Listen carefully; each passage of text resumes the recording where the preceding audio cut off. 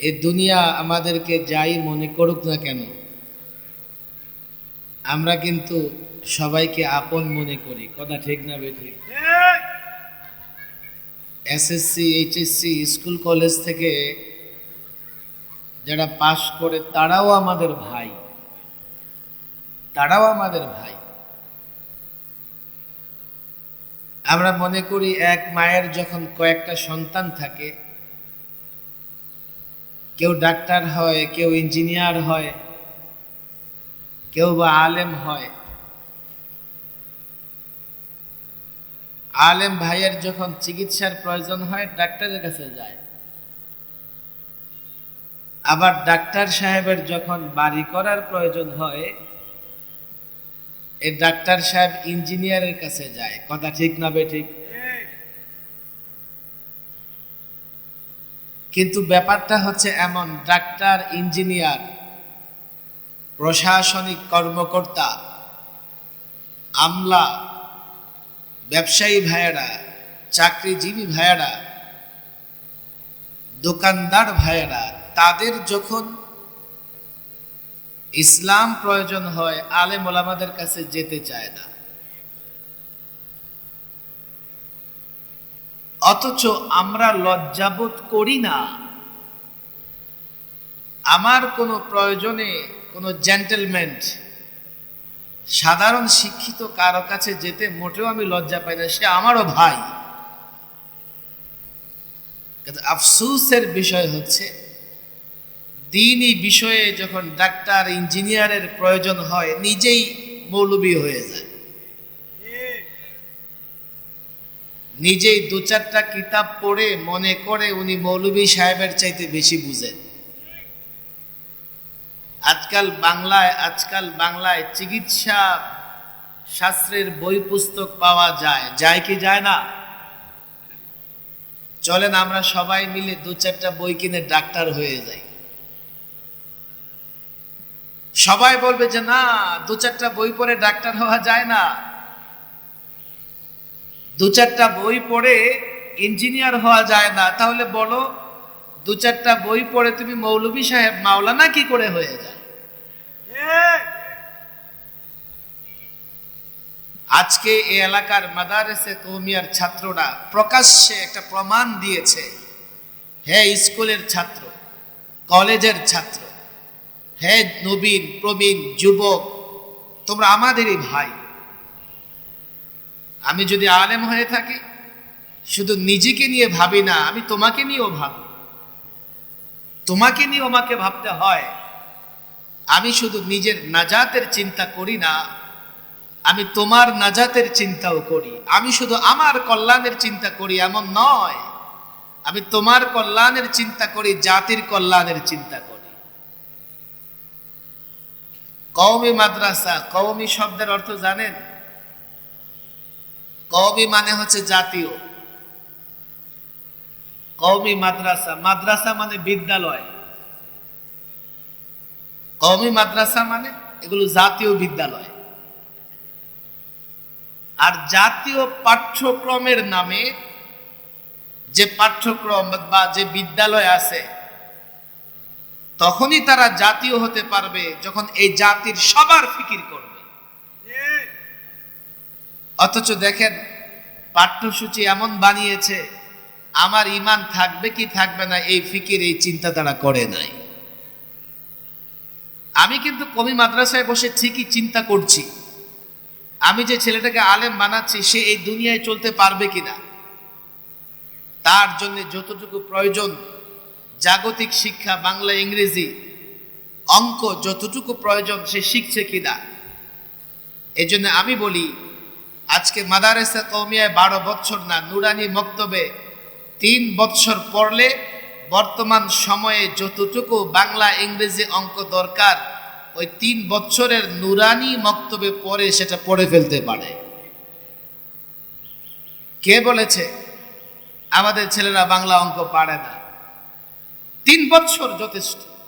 যেহেতু মাদ্রাসার ছাত্র ভাইদের, কওমি ছাত্রদের উদ্যোগে মাহফিল, এবং আমি যদ্দূর দেখতেছি এই মাঠে কওমি মাদ্রাসার ছাত্রদের উপস্থিতি বেশি। আমি যখন কামরায় বসেছিলাম, এক ওস্তাদ তার ছাত্রের জন্য দোয়া চেয়েছে যে হুজুর আমার ছাত্র দোয়া করেন। আমি তখন বলেছিলাম দোয়া আমি শর্ত সাপেক্ষে দোয়া করি, এমনি দোয়া করে দেব, কি দোয়া করব, আর সে বা কি করবে? বলেন হুজুর বলেন কি শর্তে আপনি দোয়া করবেন? আমি বললাম আমার শর্তের কথা মাহফিলে বলে দেব। এখানে যেহেতু মাদারেসা কওমিয়ার অনেক ছাত্র, দেখো বাংলাদেশের দ্বীনি ভবিষ্যৎ, শুধুমাত্র দ্বীনি ভবিষ্যৎ নয়, দেশের স্বাধীনতা, দেশের সার্বভৌমত্ব, এই ভূখণ্ড টিকে থাকবে কি থাকবে না এটা নির্ভর করতেছে তোমাদের উপরে। এদেশে ইসলাম থাকবে কি থাকবে না, এই দেশটা স্বাধীন থাকবে নাকি থাকবে না, এটা নির্ভর করতেছে মাদারেসে কওমিয়ার ছাত্রদের উপরে। মাদারেসে কওমিয়ার ছাত্ররা যদি দায়িত্ব পালন করে, দেশে ইসলাম থাকবে, দেশটাও টিকে থাকবে। কথা ঠিক না বেঠিক?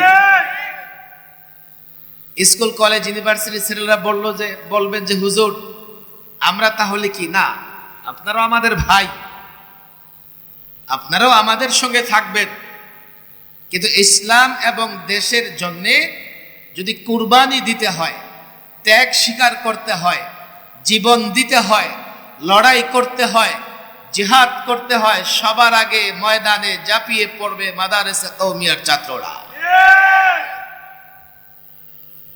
এই জন্য তাদের কাছে আমার বড় আবদার, আমার বড় আকুতি,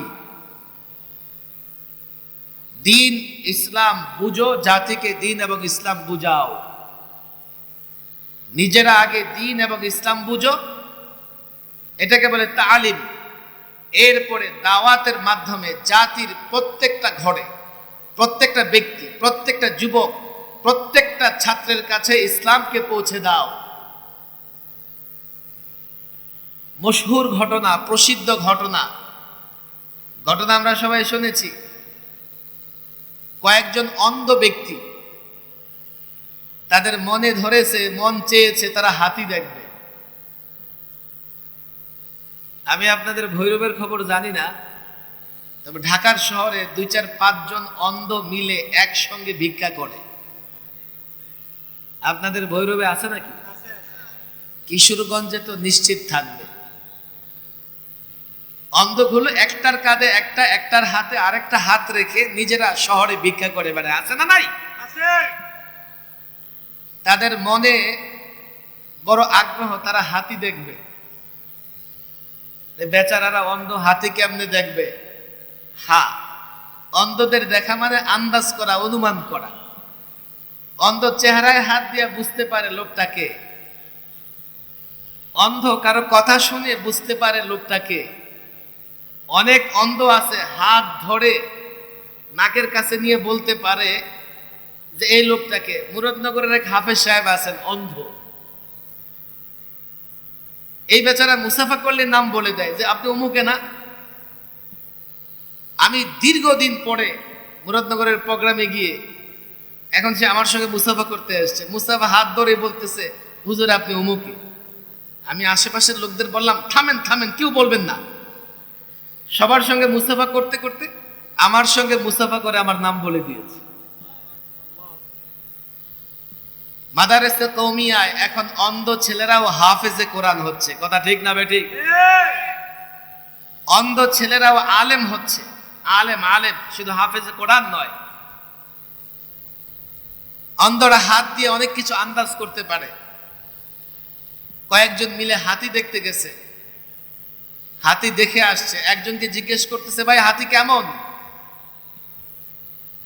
সে বলতেছে আমি তো হাতি যা বুঝেছি, হাতি ধরে গাছের গোড়ার মতো। এর মানে এই অন্ধের হাত পড়েছে হাতির পায়ে। কথা ঠিক না বেঠিক?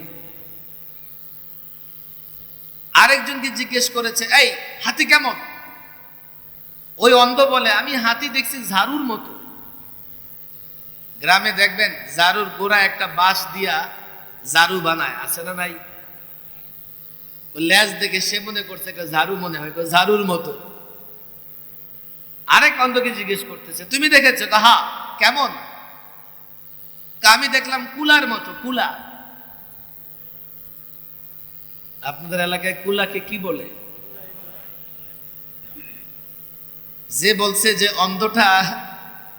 অন্ধটা বলেছে হাতি কুলার মতো, তার হাত পড়েছে হাতির কানে। যে বলেন দেখি, হাতি কি গাছের গোড়ার মতো?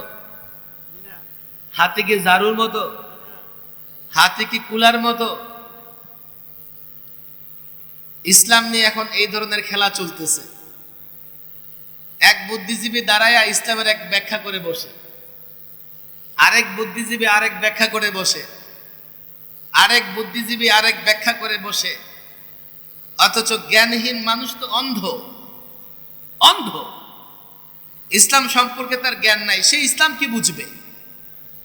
আর ইসলামটাকে এত অসহায় মনে করে তারা ইসলাম নিয়ে যে কোনো ধরনের ব্যাখ্যা দাঁড় করিয়ে দিচ্ছে, যে কোনো ব্যাখ্যা জাতির সামনে বলতেছে।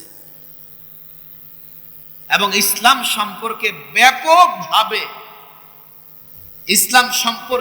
ব্যাপকভাবে মিথ্যা, রং, ভুল মেসেজ জাতিকে দিচ্ছে। ইসলামটাকে একটা সংকীর্ণ জায়গায় নিয়ে যাচ্ছে। ইসলামটাকে কাটছাট করতে করতে ইসলামটাকে ধ্বংসের ধার প্রান্তে নিয়ে যাচ্ছে। কথা ঠিক না বেঠিক?